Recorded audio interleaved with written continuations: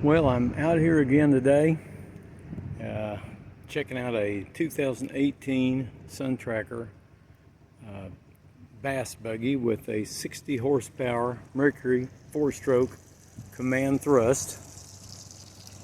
We'll start off by showing you just how good this thing runs. It's idling like a wristwatch or whatever the terminology may be. I've used them all.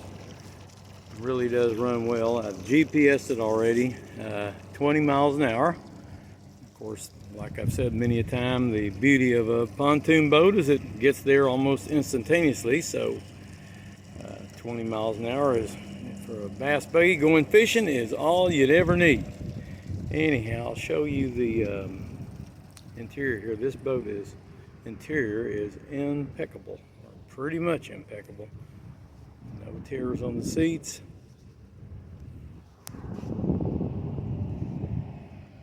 I'm going to have to add these videos together today. I'm going to do this lake test, and I'm going to do, of course, a walk around so you can see the exterior of it. But the reason I'm mentioning that is because as we speak, this boat comes with a Minn Kota, I think you pronounce it Terrova, Terrova, Terrova iPilot. And in fact, the reason I'm going to have to edit 2 or 3 of these things together is because it's a pretty windy day, and as you can see, the iPilot is keeping us in, I've got it on spot lock, and it's keeping us right at the exact same spot that I started the video at. And you can see it moving. It's got the GPS antenna mounted in it. It works great. These are cool trolling motors. A little pricey, but they are cool trolling motors to have. And this one comes with the optional foot control, which I really like, because the thing hanging around your neck's great when you're in different parts of the boat, but when you're sitting here fishing, it's kind of nice just to reach over and use it like the old style with the foot control. In fact, that's all this boat has with it. If I do not have the device that hangs around your neck, if you wanted that, you would have to get that off of Amazon or something. But it works great. And spin around here so you can see the boat a little better one more time. Pretty day today. It's going to be a little bit of a challenge putting it back on the trailer, because unfortunately when I started getting ready to go this morning, it was blowing about 5 or 6, 7 miles an hour maybe. Now it's probably blowing 15, and it's across the ramp. But we'll figure it out. It's easy if there's 2 people, a little tough with 1, but certainly doable. I just recommend you go to a ramp that is protected. We don't have very many protected ramps here at this lake. In fact, there's almost no protected ramps. But that'll give you an idea of what it looks like inside and how the motor is idling and everything. And then I'm going to cut this off and pull in the trolling motor. We'll take a quick spin, show you the thing running under power. I appreciate you watching this portion of it. Give me a minute, we'll crank up another. Thank you. Well, I put the trolling motor up and we're back in action. This thing's been running the whole time. I mean, it is, I love these 60 4-stroke command thrusts. I've had them on several boats, 20 footers, 22 footers, 18s. They really are a good running motor. Very popular, and I can see why. Show you a little better here. I tell you, the vinyl flooring on this thing is just pretty much perfect, and it doesn't take much. If people leave them out quite a bit, well then they will fade or get a little bit of a pattern. It's no big deal. It's just kind of part of the animal. But anyhow, we'll go from there. Let's get this thing running, take a spin,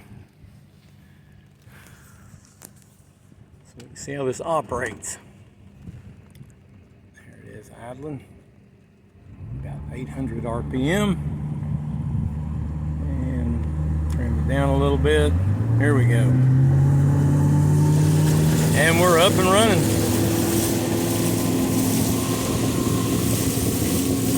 No torque on the steering wheel.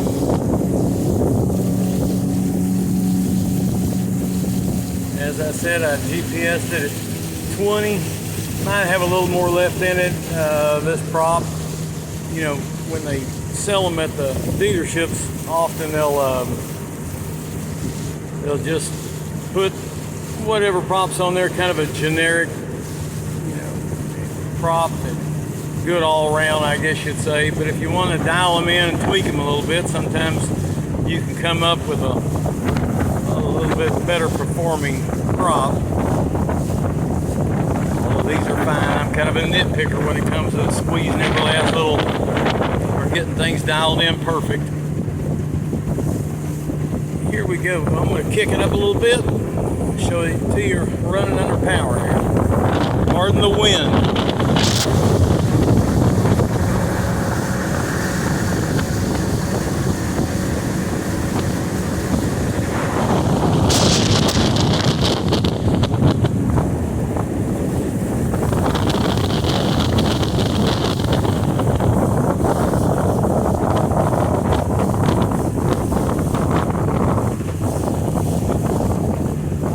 Said earlier, the wind's kicked up a little bit, but that's the beauty of these pontoons. That's why I kind of prefer the ones that don't plane out. Performance wise, obviously the ones with planing strakes that get up on top of the water a little quicker, and they have their place also. But if you're going fishing, or just, you know, when you go out on a day that's a little choppy, not having those planing plates, it cuts through the water. But I don't know though. I'm easy. I like them both quite a bit. The pontoons are a really fun thing to play with.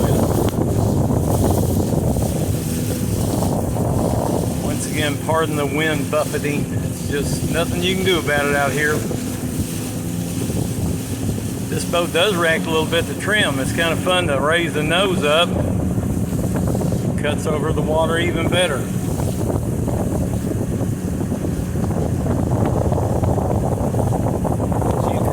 Background, we're out here by the power plant.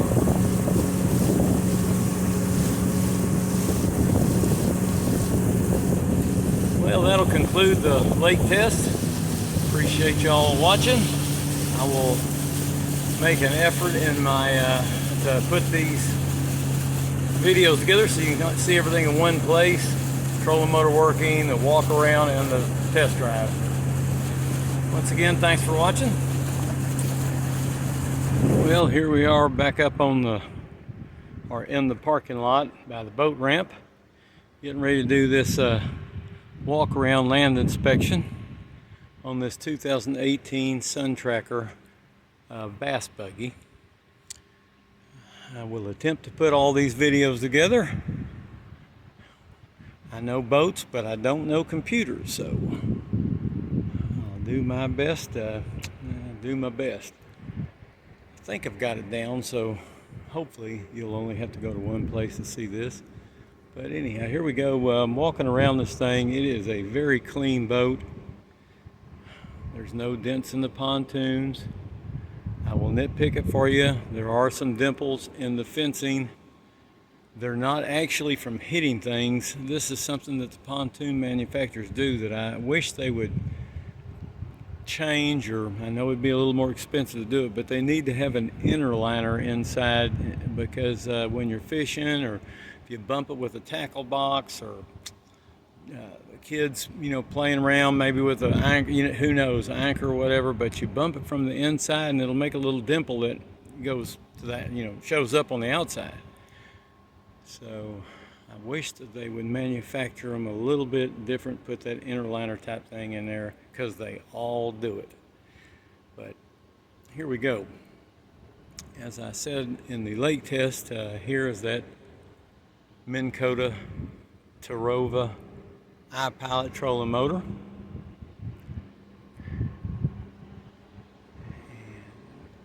I'm going to step back and show you here this thing. The bunks were getting a little a little soft, so I replaced the bunks. When I replace them, all of them, if I have time, I paint the wood black, and I use what they call bunker slides instead of carpet, because on pontoons, that carpet, since you don't want to get it too deep, otherwise you lose the bunks helping you get the thing onto the trailer right. If you don't run it too deep, then they'll help you line it up, and it makes it much easier to put on the trailer. I'll point them out here. It'll just glide right on. And these pontoons, and they all have this too, is they have welds, of course, where they put the tubes together. And when you have carpet and you back them up, if you don't have them deep, well, then that weld will grab the carpet and it will literally peel it all the way back. So you have to bury it in the water, get it too deep in the water, and then you have a tendency to float over the trailer fenders, which can be an issue, especially if the trailer fenders stick up above the bunks, then you scratch the trailer fender. So anyhow, it's really good to have those bunk slickers, or whatever they call them. But we'll continue around here.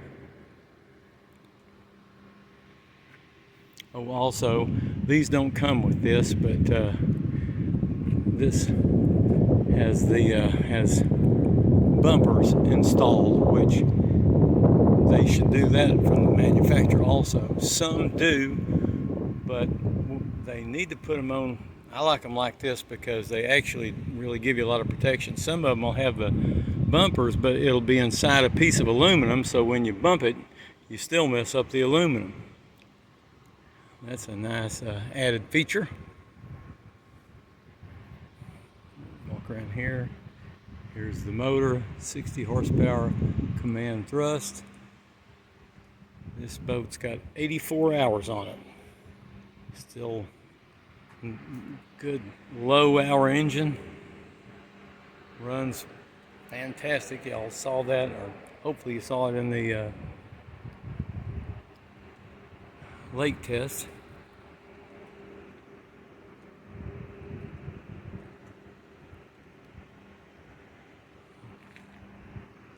Get down here lower where the sun doesn't shine in the video so bad, just to kind of show you the boat here. Those dimples I mentioned really don't show up except in certain lighting, but they are there, and naturally you wish they weren't. If it were me, I probably would buy some polyurethane or whatever, polyethylene, something type plastic, and I would probably put that inside, so I didn't do that anymore. Might even do a piece around the outside of the front, because when you do come into the docks, you have a tendency to something sticking out or whatever, bump it. That would eliminate it from doing that also. Put some on the inside and outside. But I'm kind of a nut for going all in and maybe doing too much. I like to tinker. And now I'm over here. That is a brand new Bimini Top and Boot. When I got it, somebody, I guess, had taken it off, maybe it's in a garage, what have you, but I put a brand new one on there, and I ordered it from the same place that Bass Pro does. So it's the exact same top.